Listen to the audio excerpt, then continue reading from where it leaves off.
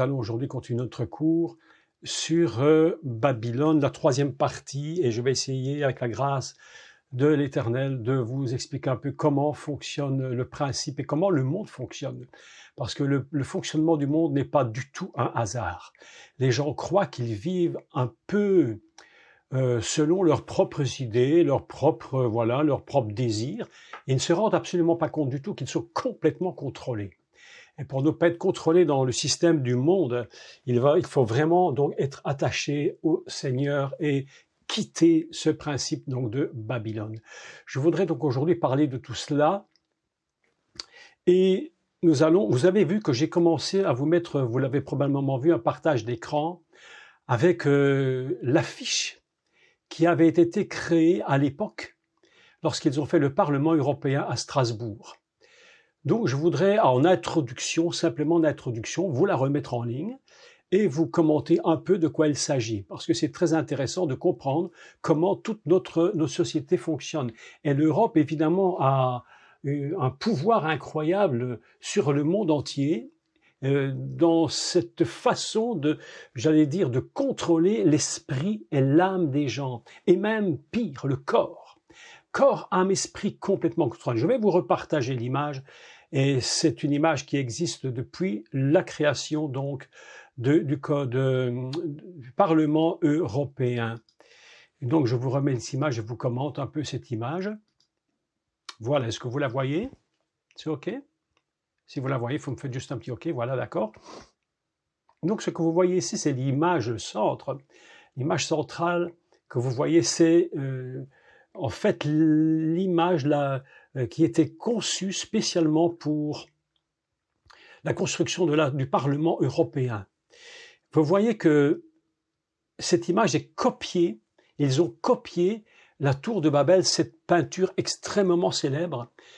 Et lorsque l'on pose la question aux concepteurs de l'affiche, on leur demande « Mais pourquoi vous avez pris cette image pour faire donc l'affiche, cette peinture pour faire l'affiche ?» Et ils répondent absolument ceci: la tour de Babel n'a pas été achevée à l'époque, aujourd'hui c'est nous qui allons la terminer. Vous imaginez un peu, et vous remarquez que sur le côté droit de l'image, il y a le Parlement européen qui ressemble plus ou moins, mais enfin quand même très fort, à cette tour de Babel, et on a l'impression quand on la regarde qu'elle est en chantier. Il y a comme des échafaudages tout autour, et le haut de la tour n'est pas terminé exactement comme sur la peinture. Vous voyez? Et ce qui est absolument formidable dans cette affiche, c'est que l'on voit des hommes ici en bas, sur le côté, sur l'affiche en bas à gauche, des hommes qui sont en sorte de briques de construction. Ce sont les constructeurs de Babylone. Ils sont eux-mêmes en état de construction. Et ne nous trompons pas du tout, la Bible nous parle de cela d'une façon tout à fait surprenante, et nous allons le voir tout à l'heure, si j'ai le temps. Et il est écrit « Europe, many tongues of one voice ». L'Europe, beaucoup de langues et une seule voix. Vous voyez que c'est quand même pas du tout par hasard. Absolument pas du tout. Nous sommes donc confrontés aujourd'hui à un système babylonien absolument total, dont l'Europe a pris évidemment la tête. Le pouvoir européen est très très grand au niveau international. Je vous fais remarquer également au-dessus qu'il y a, vous avez remarqué, 12 étoiles. Il y a 12 étoiles, et ces étoiles sont renversées. Que représente l'étoile renversée dans le symbole? Représente la tête de Lucifer. Vous avez 12 étoiles qui sont comme Lucifer, et 12, pourquoi 12? Ben, écoutez mes amis, je vais vous dire quelque chose de tout à fait terrible, c'est que 12 représente évidemment la structure fondamentale et le code de la fondation de l'univers. Tout est basé sur 12, 12 mois, 12 apôtres, 12 disciples, ça vous connaissez. Donc voilà une affiche absolument terrible, et c'est cette affiche donc qui est en train qui a été conçue spécialement pour le Parlement européen. Je rappelle au passage, je l'avais déjà dit, et je pense il y a, je ne sais plus, il y a déjà quelques années, lorsque j'avais fait des cours sur cela, que l'Europe fonctionne sur une trinité complètement satanique. je fais cette introduction pour vous expliquer dans quelques minutes le fonctionnement de la grande prostituée et ce qu'elle distille dans la tête, l'esprit et le corps des personnes qui y sont soumises. C'est pourquoi la Bible nous dit « quittez Babylone, fuyez, quittez ce système ». Sinon, cela va vous détruire. Donc, il y a vous le savez d'ailleurs, il y a donc ce qu'on appelle, entre guillemets, certains discutent les mots, mais on ne va pas discuter les mots, ça ne sert à rien du tout. On ne va pas discuter sur le mot Trinité ou Triunité, qu'importe. Il y a le Père, le Créateur, Hachem, le Créateur, il y a le Fils, n'est-ce pas, et il y a l'Esprit de Dieu. Les trois grands principes qui sont dans cet univers et qui sont donc ce qu'on appelle la Trinité, gardons le mot, qu'importe. Eh bien, nous avons en Europe, évidemment, une trinité complètement satanique. L'unité satanique, c'est quoi? Eh bien, nous avons le Parlement européen qui est sur la base de Babylone. Vous imaginez déjà ce que ça représente. Le deuxième point se trouve dans la capitale européenne, Bruxelles. Et là, à Bruxelles, vous avez donc le Parlement européen, et à l'entrée du Parlement européen se trouve une sculpture, une grande sculpture moderne qui représente Europa, la femme qui a été violée par un taureau. Et elle monte le taureau. Imaginez un peu l'histoire. Alors on peut me raconter tout ce qu'on veut, oui, ce sont des choses anciennes, mais reconnaissez quand même que le symbole est très très fort. Nous avons donc à Bruxelles la femme Europa, elle s'appelle... Vous savez, l'Europe, c'est un nom très étrange. L'Europe, c'est le nom d'une femme qui a été violée par un démon. Vous imaginez dans quoi nous sommes. C'est pourquoi il y a une influence sur cette terre incroyable. Donc, première chose, Bruxelles, Strasbourg, mais il manque un pour faire la Trinité. Eh bien, mes amis, si vous allez à Pergame en Allemagne, vous allez voir un musée qui s'appelle donc à Berlin, vous allez voir le musée Pergame. Et qu'est-ce que l'on trouve au musée Pergame? Eh bien, on trouve deux choses. On trouve premièrement qui était ramené d'Irak, ramené avec des fouilles archéologiques, ils ont ramené le véritable trône de Satan, où Hitler aimait beaucoup visiter. Et deuxième chose, la porte d'Ishtar. Écoutez, c'est absolument fou. La porte d'Ishtar, c'est la porte originelle de Babylone à l'époque où les Hébreux, le peuple d'Israël, étaient passés par cette porte pour aller en exil. Vous imaginez un peu. On a le trône de Satan, on a le Parlement de Strasbourg, la tour de Babel, et on a Europa, la femme violée par un taureau. Et ça, mes amis, ça, c'est l'Europe. C'est l'Europe. Est-ce que vous imaginez une seconde? Et le thème nous dit Europe, beaucoup de langues et une seule voix. Et voilà que le problème se pose pour eux, c'est que Babel, c'est la confusion et qu'ils essayent d'avoir une seule voix à tout prix et qu'ils n'y arrivent pas parce que Dieu ne permet pas qu'il y ait une seule voix qu'ils puissent entendre. D'accord? Donc cette image que je vous ai mise ici, très simplement, vous pouvez la trouver sur YouTube, c'est là que je l'ai trouvée, évidemment, enfin pas sur YouTube, sur Internet, vous cliquez Tour de Babel, Parlement européen, et vous allez tomber sur un tas d'images semblables et des photos, tout ce que vous pouvez imaginer. Donc voilà un peu l'introduction que je voulais faire sur cet état d'esprit démoniaque dans lequel nous vivons. Je vais clôturer cette image et je vais reprendre donc le début de ce cours. La semaine précédente, je vous avais fait une grande introduction sur la prostituée, ou plutôt, précisons bien, la grande prostituée. Vous imaginez donc déjà le terme. Aujourd'hui, je vais, avec l'aide de Dieu, essayer de vous parler de ce qu'elle fait et comment elle influence le monde. On parle beaucoup de Babylone dans nos églises et tout cela, mais c'est vrai, mais on a besoin d'expliquer, je crois vraiment, comment elle influence le monde et ce qu'elle influence. Jusqu'au moment où il va y avoir un combat entre la bête et la prostituée et il va la détruire et j'expliquerai pourquoi. Donc, il y a deux choses sur Babylone qu'il faut dire pour commencer, de nouveau. C'est dans le prophète Jérémie, Je ne vais pas tout lire parce que vous le lirez chez vous, ça vaut la peine de le lire. Très grande prophétie, tout le chapitre 50, tout le chapitre 51. La destruction de Babylone, la ville.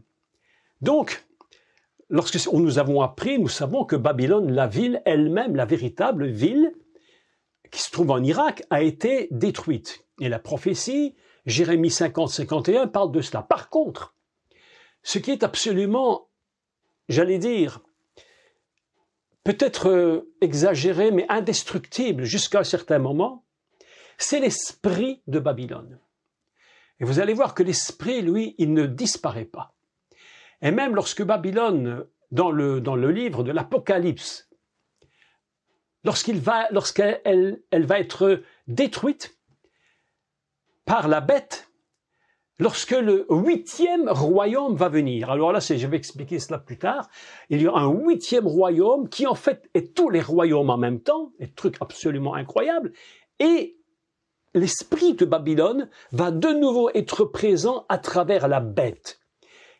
Parlons maintenant, si vous voulez, donc de quel est cet esprit qui gère Babylone. Le prophète Jérémie a dit à un moment donné, en parlant de Babylone, vous savez, c'est là qu'on voit comment Dieu veut faire, faire son business.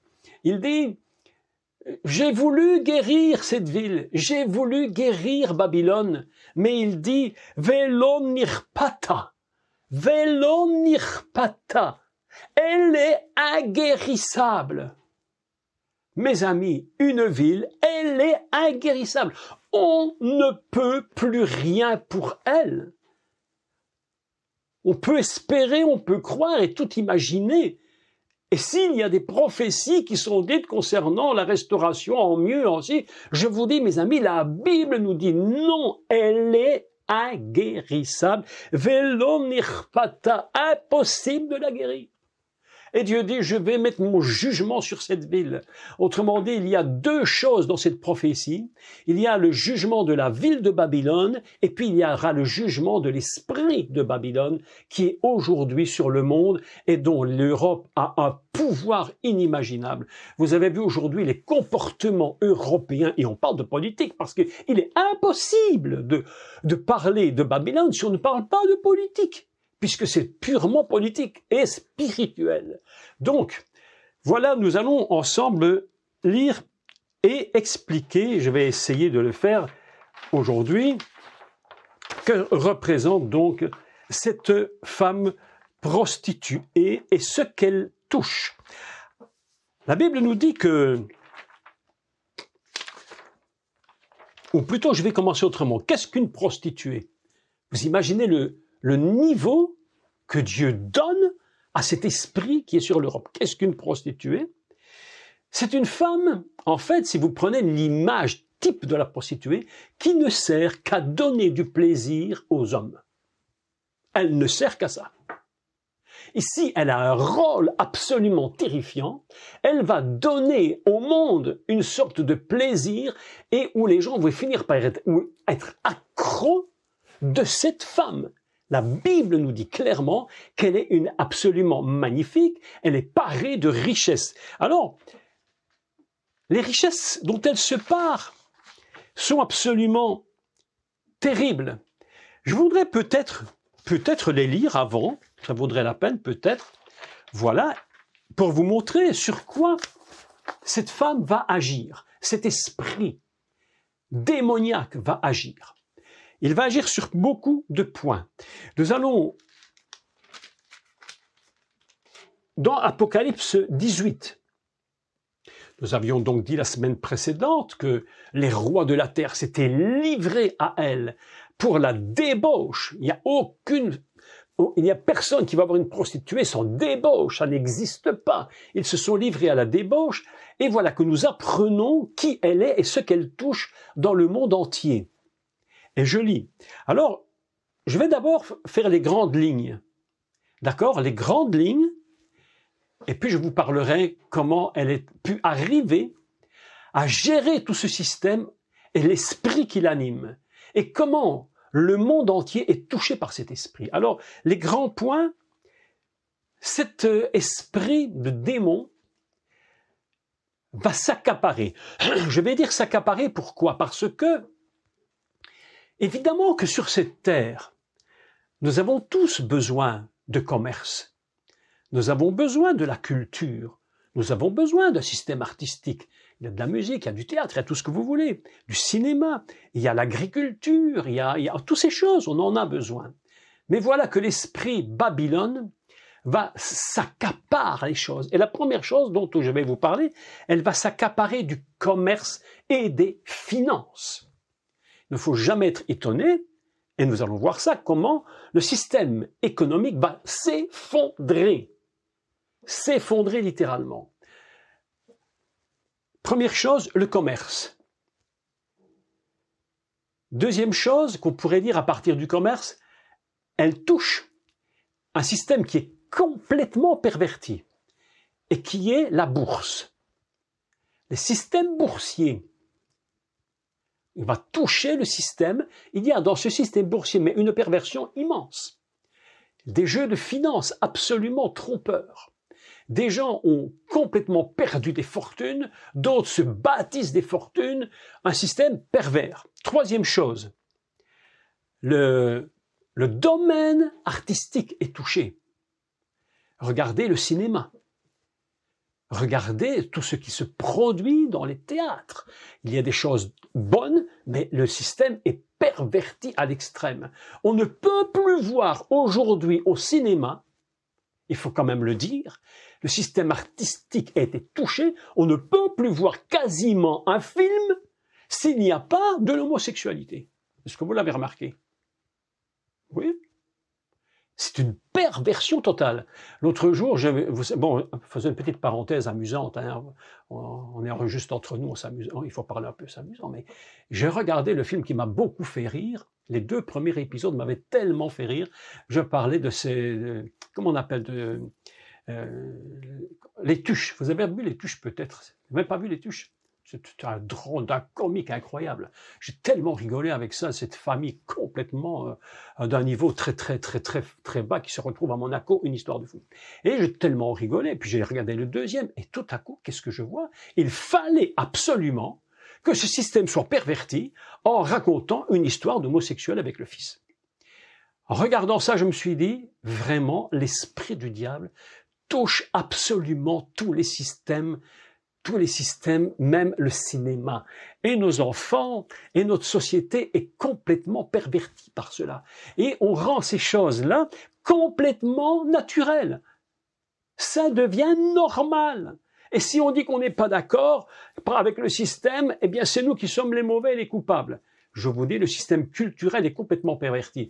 Je ne sais pas si vous vous souvenez, mais beaucoup d'entre vous, enfin beaucoup, je ne sais pas, mais c'était dans les années, je crois, dans les années 69, peut-être 70, je ne sais plus, la fameuse pièce de théâtre R, qui était passée à Paris, où c'était Julien Clerc qui était un des acteurs principaux, et Julien Clerc, l'idée de la pièce était géniale, magnifique, mais les acteurs sur scène, à un moment donné, étaient complètement nus, ça a fait un scandale, mais incroyable! Incroyable! Et un monsieur qui était un pasteur s'est levé, il était en secret dans le théâtre, pour vous parler un peu de cela, il était dans le théâtre et il avait pris un petit haut-parleur qu'il avait caché avec un micro. Et pendant la pièce, il s'est levé pendant le spectacle. Il a commencé de dénoncer le spectacle. Je ne sais pas si certains d'entre vous vous en souvenez, mais c'était assez incroyable. Mais aujourd'hui, mes amis, toutes ces choses-là, c'est devenu normal. Normal. L'esprit du diable a perverti les arts. Cinéma, théâtre, plein de choses sont perverties. Je vous assure que c'est incroyable. Incroyable. Quoi encore? Le commerce des choses précieuses. Touché. Quoi encore? L'agriculture. L'agriculture. Mais oui, l'agriculture est touchée par cet esprit de Babylone. Et nous pouvons lire le texte, nous allons le lire. Quoi encore? L'élevage, ce qui est le bétail, tout ce qui est de la ferme et toutes ces choses, complètement touchées. Et puis, la guerre. Tout ce qui est armes de guerre, complètement perverti. Et puis, alors le pire, et là je voudrais attirer votre attention sur quelque chose de très important, c'est le texte où il dit qu'ils font le commerce des corps et des âmes. Écoutez ceci parce que c'est très important. Comment dit-on les corps en hébreu? On dit gouf. Alors, le mot utilisé, et j'ai regardé les versions différentes dans les traductions de la Torah en hébreu. Et j'ai vu que le mot corps n'était pas du tout utilisé dans aucune traduction. Mais quel mot est-il utilisé? Eh bien, le mot qui est utilisé, c'est Eved. Qu'est-ce que c'est que Eved? Ein, vet, dalet. Qu'est-ce que c'est que ce mot Eved? Eh bien, mes amis, c'est le mot qu'on utilise pour parler de l'esclavage. Lorsqu'ils sont en Égypte, ils sont esclaves. On peut traduire par travailleurs, mais dans le contexte égyptien de l'enfermement total et Pharaon qui prend le pouvoir sur le peuple d'Israël, le mot Eved n'est plus seulement travailleur, mais esclave. Et voilà que dans l'Apocalypse, quand on dit qu'ils font le commerce des corps, en fait, ils font un commerce avec une population mondiale qu'ils ont décidé de rendre esclave. Je vous le garantis. C'est pourquoi nous ne sommes plus du tout surpris de voir comment le monde fonctionne.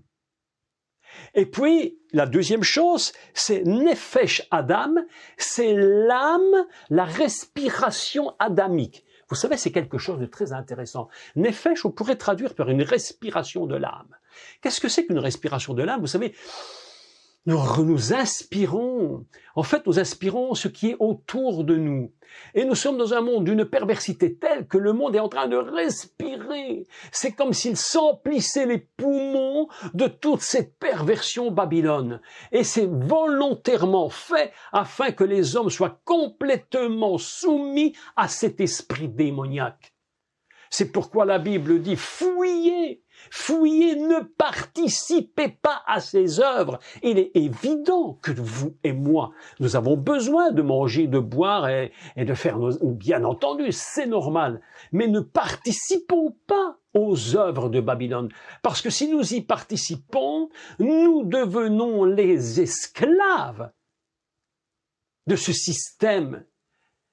Et c'est très compliqué, très difficile de rester hors d'un système qui veut nous rendre esclaves. Regardez comment fonctionne le système.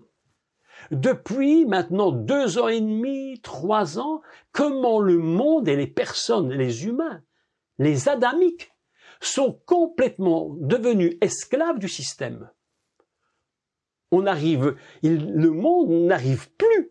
Il n'arrive plus à sortir de ce système, complètement soumis. Et c'est ça qu'il cherche, un peuple soumis, parce que si le peuple n'est pas soumis, le peuple ne pourra jamais, à un moment donné, recevoir la bête et adorer cette bête. Il faut qu'il soit soumis. Et là, il va y avoir une guerre entre ceux qui ne veulent pas et qui refuseront l'esclavage, en disant « nous ne voulons pas de cela », et ceux qui vont foncer tête baissée. Tête baissée. Mais comment l'esprit de la prostituée Babylone va-t-elle s'y prendre? Mais qu'est-ce qu'elle va faire pour que les gens deviennent complètement esclaves du système? Vous avez remarqué comme c'est difficile de résister. Et lorsqu'ils sont esclaves, écoutez bien ce que je vous dis, vous allez reconnaître la vérité. Je vous dis la vérité, je ne vous mens pas, j'ai rien à cacher. Même dans les familles, les gens maintenant ne s'entendent plus. Certains se soumettent, d'autres ne veulent pas se soumettre. Oui. Certains se soumettent à n'importe quoi, à tout ce qu'on leur imposera, n'importe quoi. Et puis d'autres résistent. Eh bien, mes amis, je vous dis, je connais des familles qui sont aujourd'hui complètement détruites. L'esprit de Babylone détruit les familles, alors que la famille, fondamentalement, c'est le socle d'une société. Que fait Babylone? Détruire le socle de la société par la famille.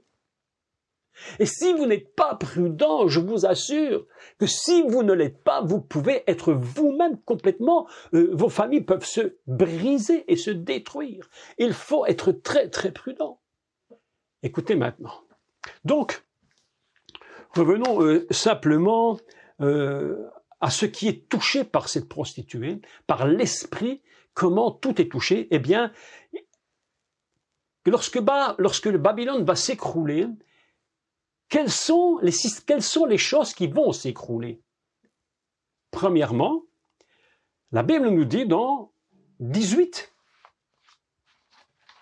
Apocalypse 18, à partir du verset 9,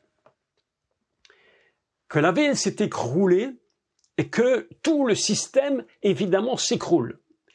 Et qu'est-ce qui s'écroule?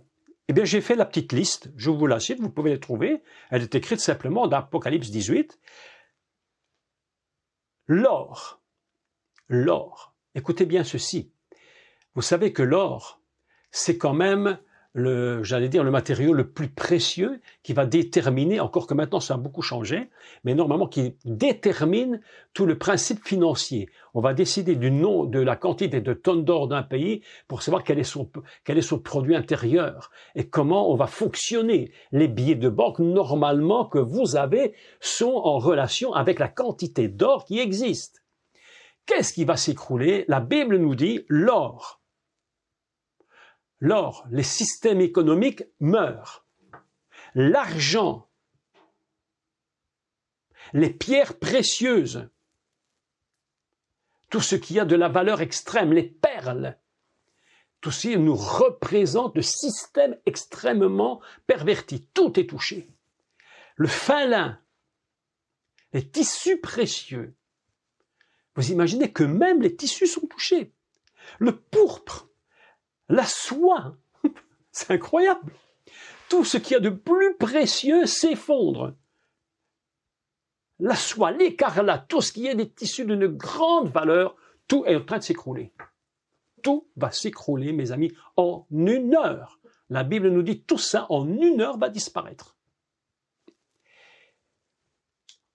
Tout ce qui touche à la splendeur, à la beauté, c'est-à-dire les bois précieux, et la Bible nous dit les bois très précieux, l'ivoire, les richesses extrêmes, tout ça s'écroule. Quoi encore? Je prends le texte biblique, je le lis tel qu'il est. La cannelle, les aromates, c'est-à-dire toutes les choses précieuses au niveau du commerce international. Tout ça, c'est Babylone, en train de s'écrouler. Vous imaginez, lorsque ça va s'écrouler, dans quel état va se trouver le monde? Comment les gens vont réagir? On continue. L'airain, le fer, le marbre, c'est-à-dire ce qui construit des palais. On a vu des palais en marbre absolument incroyables, des splendeurs inimaginables. Eh bien, tout ça va se terminer. Quoi encore? Les parfums. Vous allez voir Dior disparaître, vous allez voir Gucci disparaître. Oui, je vous assure.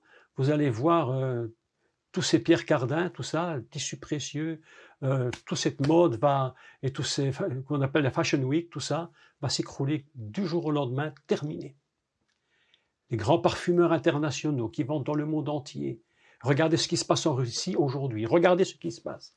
Eh bien, tous ces grands parfumeurs, tous ces grands couturiers qui se sont installés là-bas depuis que la Russie, que l'Union soviétique s'est écroulée, évidemment, tous ces gens de l'Europe, les États-Unis, se sont engouffrés en Russie. Ils se sont dit, il y a beaucoup d'argent à se faire là-bas. Ils se sont engouffrés.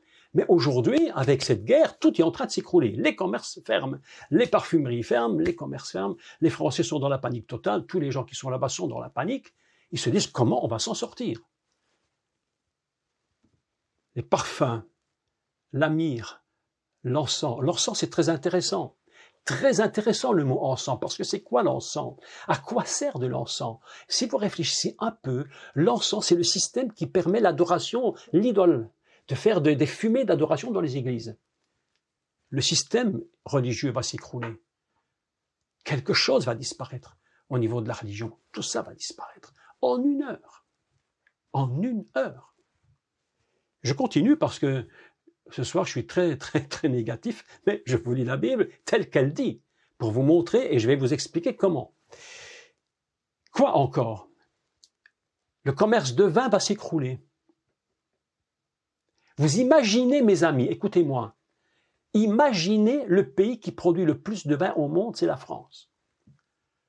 Lorsque vous allez dans la région, en Alsace, dans les Côtes-du-Rhône, là, vous avez, mais on ne sait même plus compter, je ne sais pas, les hectares de vignes, les